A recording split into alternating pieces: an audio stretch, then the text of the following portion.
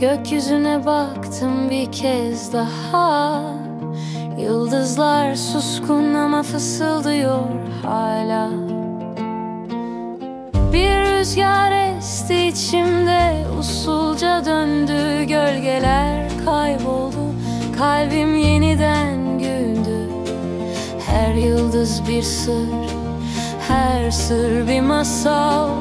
Düşlere açılan sonsuz bir kanal.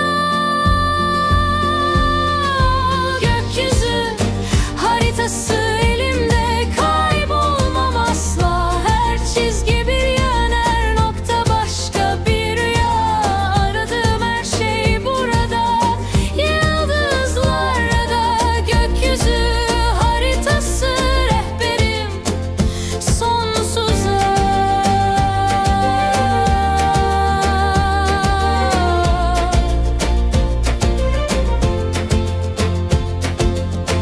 Ay ışığı vurdu gözlerime, serin ve saf. Gece beni çağırır bir melodide saklı harf. Bulutlar dans eder, adımlarımı izler. Her nefeste bir umut, her umutta bir izler. Karanlık bile dost yıldızların ışığında. Kayıp değilim artık evrenin kucağında.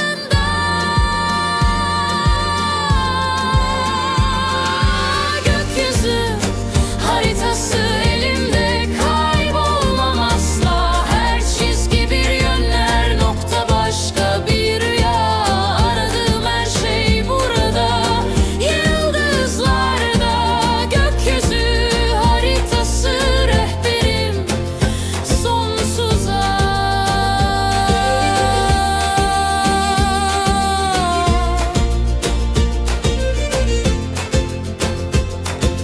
Gökyüzü haritası elimde, kaybolmam asla. Her çizgi bir yön, her nokta başka bir rüya. Aradığım her şey burada, yıldızlarda. Gökyüzü haritası rehberim sonsuza.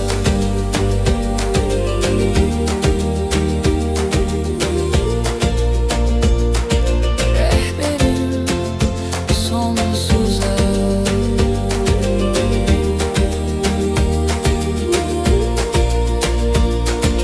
Rehberim sonsuza. Rehberim sonsuza.